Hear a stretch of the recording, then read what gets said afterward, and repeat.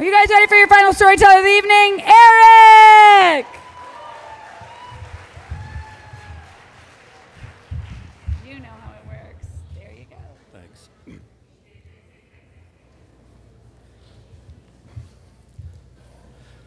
My wife woke me up one Saturday morning and she said, "Here, I got you a straw hat." And I said, "Okay." She said, "This'll help protect you from the sun today." I said, "Oh, was I going fishing today?" She said, "No, you promised we would go picking blueberries today." No. I couldn't even remember talking about any blueberries. I figure picking blueberries is beneath my manhood. So I started mansplaining to her about how much more efficient it is to go to a store and buy blueberries rather than to drive out into the country. And she said, "Well, that's like me telling you to go buy fish." So I figure I'm losing this argument. So I said, "Okay, I'll go pick blueberries." But deep inside, I said, "Never again." So we drive off to this blueberry farm, and now I can't risk word getting out that I'm picking blueberries with my wife, because if my friends were to find out, they would laugh and call me the PW word. So I put on these dark glasses, and I put the straw hat way over my face like that. I took my bucket down to the thickest area of the blueberry patch, and I just hunker down in the bushes, and I'm picking the stupid blueberries, and I'm eating way more than I put in the bucket.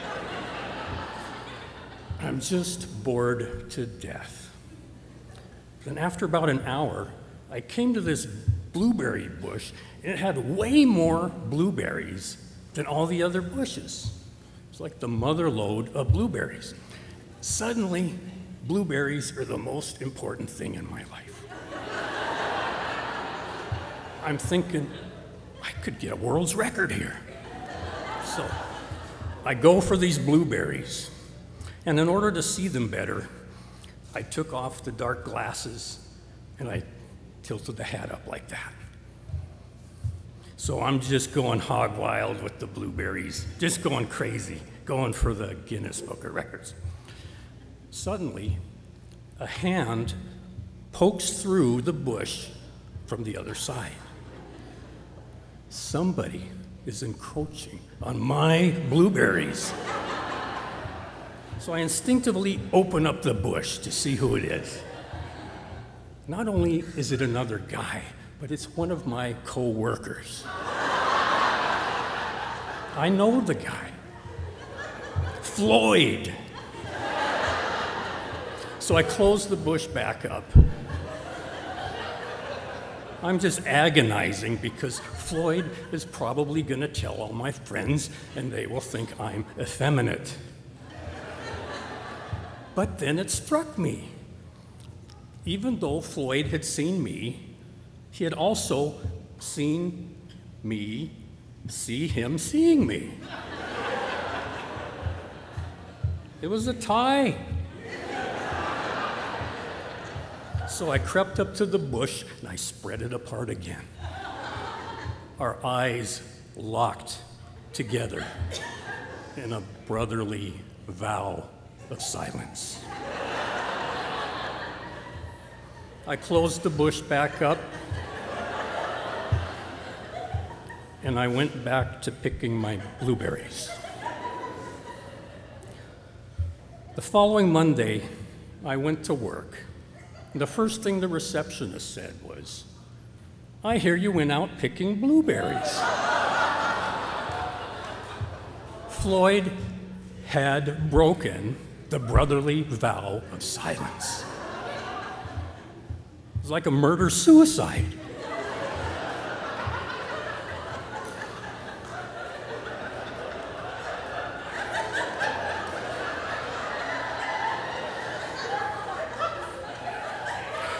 Then the receptionist said to me, she said, you know, I'd give anything if my husband would do things like that with me.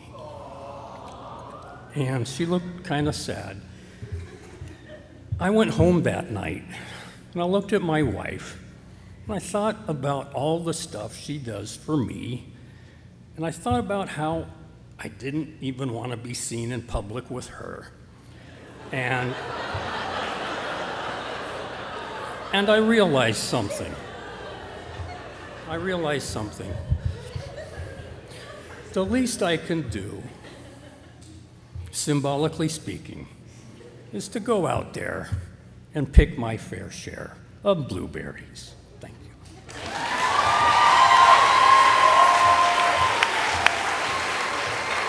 Keep it going for Erik.